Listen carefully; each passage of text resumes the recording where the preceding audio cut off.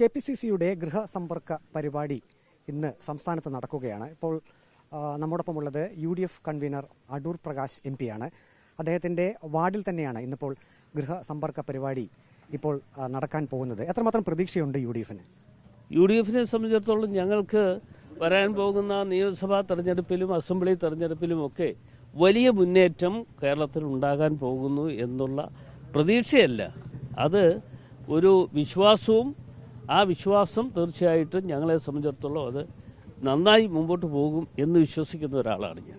തദ്ദേശ തെരഞ്ഞെടുപ്പിൽ കൂടുതൽ സീറ്റുകൾ ഇപ്രാവശ്യം UDFന് നേടാൻ കഴിയും. അതിന് ഈ ഗൃഹസമ്പർക്ക പരിപാടി സഹായകരമാകുമെന്ന് തന്നെയാണ് പ്രതീക്ഷിക്കുന്നത്. തീർച്ചയായിട്ടും ഈ ഗൃഹസമ്പർക്ക പരിപാടി എന്ന് പറയുന്നത് ഞങ്ങൾ ആരെയും പോയി ഉപദ്രവിക്കാൻ പോകാറില്ല. ഈ പറയുന്ന ഞങ്ങളെല്ലാവരും കൂടി ഒന്ന് ഇറങ്ങിത്തിരിച്ചിരിക്കുന്നത് തന്നെ ഞങ്ങൾക്ക് വരുന്ന തെരഞ്ഞെടുപ്പിൽ മത്സരിക്കണം. ആ തെരഞ്ഞെടുപ്പിൽ മത്സരിക്കുക എന്ന് പറയുന്നത്, തെരഞ്ഞെടുപ്പിൽ മത്സരിച്ച് ഞങ്ങൾക്ക് വിജയം കൈവരിക്കണമെങ്കിൽ ഇന്നിപ്പോൾ സമ്പത്ത് ആവശ്യമാണ്. ആ സമ്പത്ത് ആവശ്യമാണ് എന്ന് പറയുമ്പോൾ സമ്പത്ത് കിട്ടുക എന്ന് പറയുന്നത്, കിട്ടുന്ന ചില്ലിക്കാശ് ഞങ്ങൾ വാങ്ങുകയാണ്. ഞങ്ങൾ കാര്യങ്ങൾ പറയുന്നു, കാര്യങ്ങൾ പറഞ്ഞ് അവരിൽ നിന്നും പൈസ വാങ്ങുന്നു. ആ പണം ഞങ്ങൾ വിനിയോഗിക്കുന്നത് വരുന്ന തെരഞ്ഞെടുപ്പിന് വേണ്ടി വിനിയോഗിക്കും. സംസ്ഥാനമെമ്പാടും ഗൃഹസമ്പർക്ക പരിപാടി നടക്കുന്നു. ഇപ്പോൾ രാഹുൽ മാങ്കട്ടത്തിൽ MLA വിഷയം കോൺഗ്രസിനെ പ്രതിരോധത്തിലാക്കിയിട്ടുണ്ട്. അപ്പോൾ അതിന് ഒരു മറുപടി പറയേണ്ടി വരില്ലേ വീടുകളിൽ ചെല്ലുമ്പോൾ? എങ്ങനെയായിരിക്കും അത്? ഒരു മറുപടി അങ്ങനെ ഒരു വീടുകളിൽ നിന്നും എന്നെ ഒരുപാട് ആളുകൾ വിളിക്കാറുണ്ട്. എൻ്റെ പ്രതികരണം കേട്ടതിന് ശേഷം നിരവധി ആളുകൾ, അത് സ്ത്രീകളാകട്ടെ പുരുഷനായിക്കോട്ടെ കുട്ടികളാകട്ടെ, അങ്ങനെ നിരവധി ആളുകൾ എന്നെ വിളിക്കാറുണ്ട്. അവരുടെയൊക്കെ അഭിപ്രായം എന്ന് പറയുന്നത്, അവർ രാഹുലിനെതിരെ എടുത്ത നടപടിയിൽ, അതുപോലെ തന്നെ ചാനലുകാരുണ്ടാക്കിയ ഇതിൻ്റെ പിന്നാലെ പോകുന്നത് തെറ്റാണ് എന്ന അഭിപ്രായമാണ് ഈ പറയുന്ന ആളുകളൊക്കെ ഞങ്ങൾക്ക് തന്നിട്ടുള്ളത്.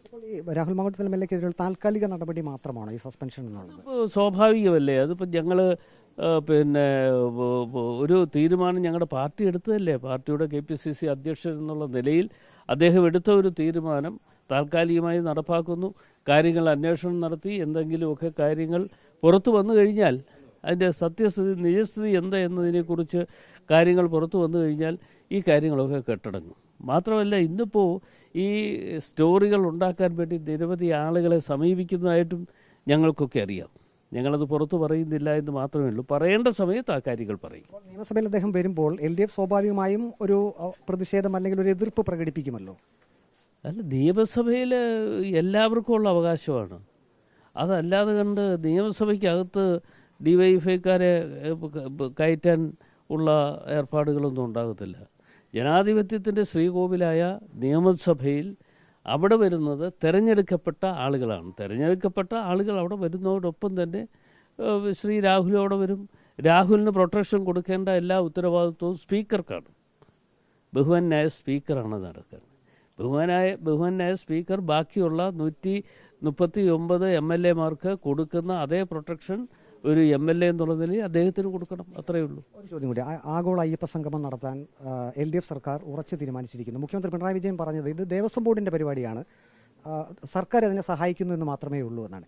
UDF അതിൽ പങ്കെടുക്കുമോ? എന്താണ് നിലപാട്? ഞങ്ങൾ നാളെ UDF-ൻ്റെതായ നേതാക്കന്മാരുടെ മീറ്റിംഗ് ഗൂഗിൾ മീറ്റ് നാളെ വെച്ചിട്ടുണ്ട്. നാളെ വൈകിട്ട് ആണ് വെച്ചിരിക്കുന്നത്. അതിനുശേഷം ഞങ്ങളൊരു തീരുമാനമെടുക്കും. അത് കൂട്ടായി ഞങ്ങളൊരു ആലോചനയും കൂട്ടായി ചർച്ചയും ചെയ്തതിന് ശേഷമായിരിക്കും അതിൻ്റെ ഒരു പ്രതികരണം എന്നുള്ളതിനെ പറയാൻ പറ്റും. കോൺഗ്രസിന്റെ പ്രതിനിധി അതിൽ പങ്കെടുക്കുമോ? അങ്ങനെ സാധ്യതയുണ്ടോ? അതിപ്പോൾ ഞാൻ പറയാൻ പറ്റില്ല. അത് ഞങ്ങളത് തീരുമാനിക്കണമെങ്കിൽ ഞങ്ങൾക്ക് കൂട്ടായിട്ട്, ഞങ്ങളുടെ സംഘടന എന്ന് പറയുന്ന ജനാധിപത്യ വ്യവസ്ഥയിൽ ഇന്ത്യ രാജ്യത്ത് ഉടനീളമുള്ള രാഷ്ട്രീയ പ്രസ്ഥാനമാണ് കോൺഗ്രസ്.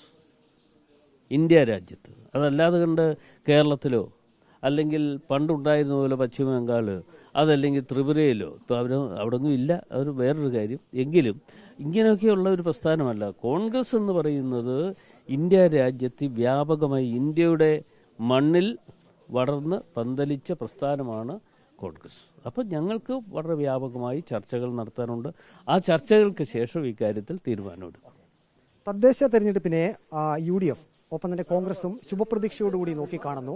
അതിന് മുന്നോടിയായിട്ടാണ് ഇപ്പോൾ ഗൃഹസമ്പർക്ക പരിപാടി നടത്തുന്നത്. Adoor Prakash MP UDF convener പറഞ്ഞത് തീർച്ചയായിട്ടും കോൺഗ്രസിനും UDF-നും ശുഭപ്രതീക്ഷയുണ്ട്. രാഹുൽ മാങ്കൂട്ടത്തിൽ MLA-യുടെ കാര്യത്തിൽ അദ്ദേഹം നിയമസഭയിൽ എത്തുമ്പോൾ രാഹുൽ മാങ്കൂട്ടത്തിൽ MLA-ക്ക് സുരക്ഷിതത്വം നൽകേണ്ട ചുമതല നിയമസഭാ സ്പീക്കർക്ക് ആണ് എന്നുള്ളതാണ്. വീഡിയോ ജേർണലിസ്റ്റ് അജി കുടുംബനൊപ്പം reporter Praveen Purushothaman, in reporter, Pathanamthitta.